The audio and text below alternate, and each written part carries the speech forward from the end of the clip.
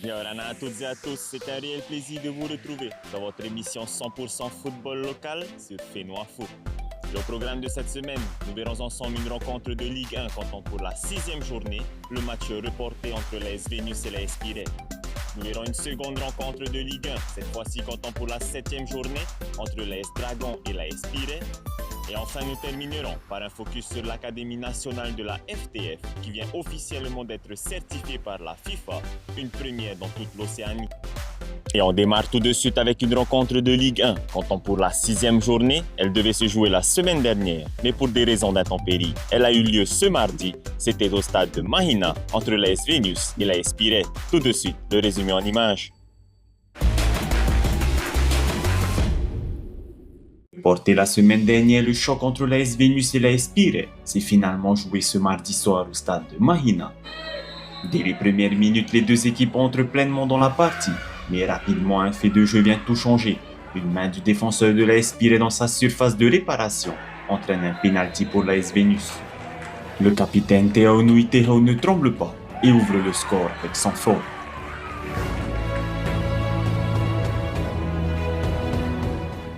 Le match reste disputé jusqu'à la 29e minute, moment où la rencontre bascule. Une faute grossière de Giton, le milieu de terrain de l'AS Piret, lui voit un carton rouge direct. Réduit à 10, les joueurs de Piret vont subir la deuxième période. En supériorité numérique, l'AS Vénus accélère après la pause. Une combinaison parfaitement menée permet à Théo Nuitero de s'offrir un doublé grâce à une reprise puissante.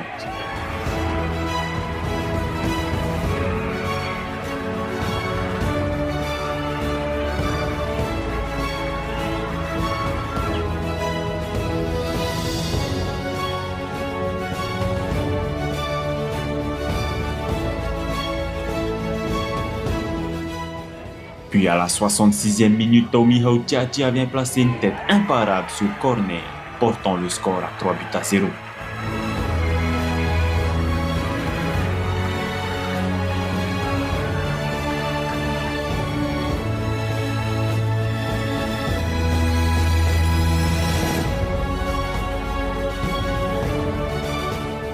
Toute fin de rencontre, l'AS Piret réduit l'écart grâce à un pénalty transformé par Heiro Arisalem. Mais cela ne suffira pas à relancer le suspense. Le score final est de 3-1 pour l'AS Vénus qui confirme ainsi ses ambitions de qualification pour les playoffs. Oui, félicitations déjà pour les 4 points. Hein.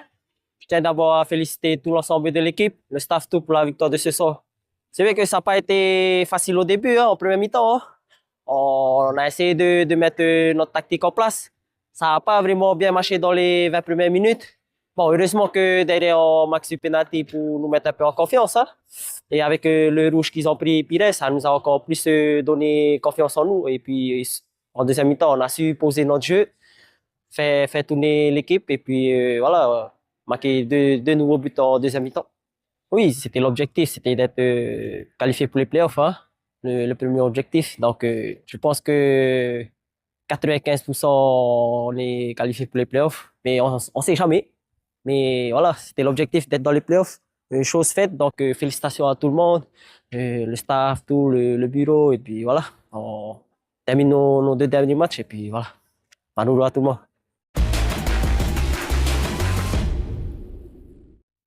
Et félicitations à l'AS Vénus qui gagne les 4 points à domicile. À présent, place à une seconde rencontre de Ligue 1, cette fois-ci comptant pour la 7e journée. Un match décisif pour les joueurs de l'AS Dragon qui affrontaient l'AS Piret. Au classement général, l'AS Dragon se trouve tout proche de la place qui mène au play-down, alors qu'une potentielle qualification en play-off reste l'objectif final. Voyons ensemble tout de suite les meilleurs moments de cette soirée. C'était vendredi soir au stade de Titioro, entre l'AS Dragon et l'AS Piret. Tout de suite, le résumé en images. Vendredi soir, le stade de Titioro accueille une magnifique affiche entre deux grandes équipes du championnat. L'AS Dragon, en quête de points pour viser une place en play-off, recevait l'AS Piret. Avant le coup d'envoi, une minute de silence a été observée en hommage au drame survenu à Afahiti, apportant un moment de recueil avant le début des hostilités. Dragon entre parfaitement dans son match. Dès la 13e minute, un coup franc obtenu à l'entrée de la surface est frappé avec puissance par le capitaine Tamato Tetawira.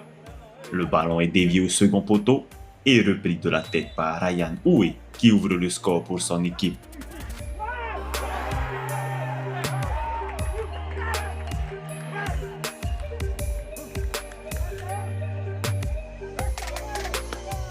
Piré réagit et égalise à la 29e minute. Sur un corner bien frappé, le ballon reste en jeu dans les 6 mètres et Heiro Ali Salem tend la jambe pour pousser cette balle au fond du filet et remettre les deux équipes à égalité. Le score est de 1 but partout.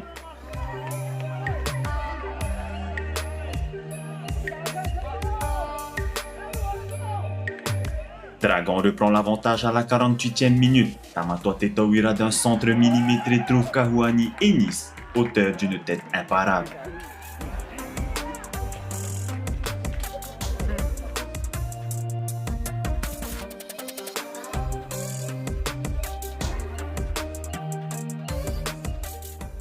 Mais la joie est d'une courte durée. Moins d'une minute plus tard, Piré égalise à nouveau sur une balle piquée, parfaitement exécutée.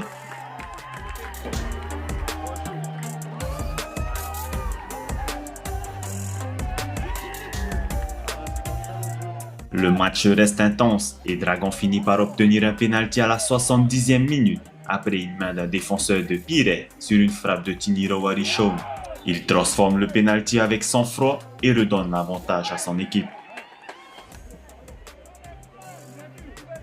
En fin de rencontre, une erreur arbitrale vient perturber la fin du match. L'arbitre central Ryan adresse un deuxième carton jaune à Victor Snow, mais oublie de l'exclure immédiatement. Ce n'est qu'à la 90e minute plus 3 dans le temps additionnel qu'il corrige son erreur en faisant sortir le joueur.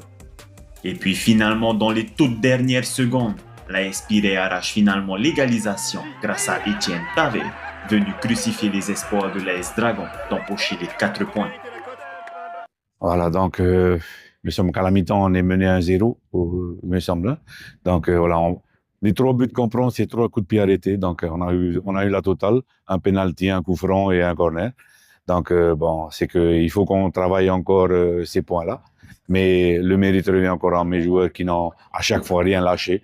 À chaque fois, on est revenu à la marque. Et voire même à la dernière minute, là, on a été chercher l'égalisation. Donc voilà, cette 5e place, on la veut vraiment. Donc on va se battre jusqu'au bout pour être dans le top 5. Apparemment, ouais, apparemment avec 2 cartons jaunes, on peut continuer à jouer. Bon, c'est un nouvel arbitre, que peut-être qu'il y a des nouveaux règlements, donc je sais pas. Mais bon, l'affaire est à suivre. Oui, c'est toujours des points à en prendre. Mieux vaut avoir 2 que 1. Hein. Donc voilà. Donc tous les points seront chers, donc jusqu'au bout, jusqu'à la dernière journée. Donc ça va être très serré pour les 5 premiers. Tout à fait. En plus à Hitia, donc samedi prochain. Donc voilà, on va y aller avec l'envie de prendre des points, et surtout 4 points. Donc pour se mettre vraiment définitivement à l'abri. Et on peut féliciter les deux équipes pour cette belle rencontre qui n'ont rien lâché jusqu'au bout. À présent, voyons ensemble les autres résultats de cette semaine et le classement en images. Dans les résultats, l'AS Tamaripunaru perd son match par 2-3 sur l'AS Vénus. L'AS Dragon, comme on vient de le voir, fait match nul 3 buts partout sur l'AS Piré. L'AS Central Sport perd son match par 1-0 sur l'AS Tayarapu. L'AS Mira fait match nul 1 but partout sur l'AS Stefana. Et enfin, l'AS Poweu gagne son match par 4-0 sur l'AS JT. Du côté du classement général, l'AS Stefana concède la première place avec 28 points. L'AS Vénus est deuxième avec 27 points. L'AS Piré est troisième avec 21 points. L'AS Dragon est quatrième avec 19 points. Plus bas, nous retrouvons l'AS Mira et l'AS Tamaripunaru à égalité avec 18 points. L'AS Poweu et l'AS Tayarapu FC sont à 16 points. L'AS Central Sport est 9e avec 14 points. Et enfin, l'AS JT ferme la marche avec 8 points. Et à présent, nous sommes de retour du côté du centre technique de la Fédération thaïsienne de football, où notre académie de la FTF a officiellement été certifiée par la FIFA et reconnue comme étant la seule dans toute la région océanienne. Un moment historique pour le football polynésien. On écoute Giannis Infantino, président de la FIFA, qui a tenu à adresser un message de félicitations et de gratitude envers nos jeunes, l'académie et la FTF.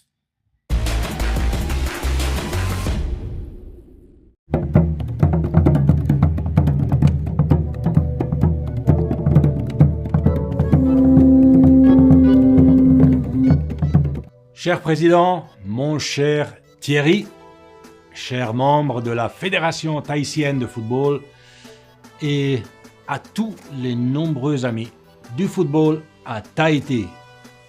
Aujourd'hui est une date historique pour le football à Tahiti à bien des égards et un jour de fête.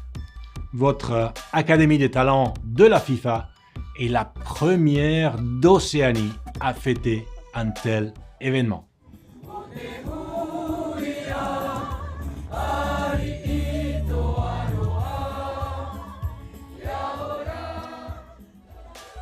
Ce qui signifie que nous sommes officiellement présents dans l'ensemble des 6 confédérations. Preuve que cet incroyable programme de développement des talents de la FIFA ne cesse de grandir. Tahiti a une population jeune, une société tournée vers l'avenir et votre Académie des talents de la FIFA au sein du Centre national de la Fédération tahitienne de football montre que vous construisez le futur du plus beau des sports. Bien évidemment, le monde connaît déjà vos qualités hors normes au beach soccer, ainsi que votre passion pour le football. J'ai pu le constater de mes propres yeux en 2023 lors d'un séjour mémorable dans ce merveilleux coin de paradis. Cette Académie des talents de la FIFA s'appuiera sur des bases solides pour faire progresser le football tahitien et, avec l'aide d'entraîneurs de haut niveau, encourager les meilleurs jeunes talents à tirer pleinement profit de leur potentiel. C'est l'essence même du programme de développement des talents de la FIFA. Il bénéficie déjà à de nombreux garçons tahitiens et je me réjouis de votre objectif de proposer le même programme aux jeunes filles dès l'année prochaine. Et avec l'élargissement des tournois de la FIFA, offrant à nos associations membres plus d'opportunités que jamais de se mesurer sur la scène internationale, je suis impatient de découvrir les joueuses et les joueurs formés au sein de votre Académie des talents de la FIFA se mesurer aux meilleurs joueurs du monde entier. Félicitations encore pour tout le travail accompli et bonne chance pour le travail à venir. Profitez pleinement de cette célébration et à très bientôt, j'espère. Merci beaucoup, je vous embrasse tous. Ciao.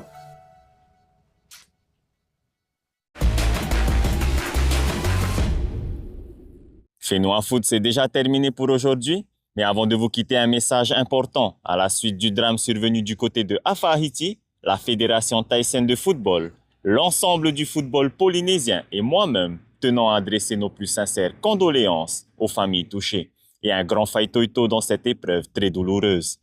Merci à toutes et à tous de nous avoir suivis. On se donne rendez-vous la semaine prochaine. Merci de votre fidélité et nana.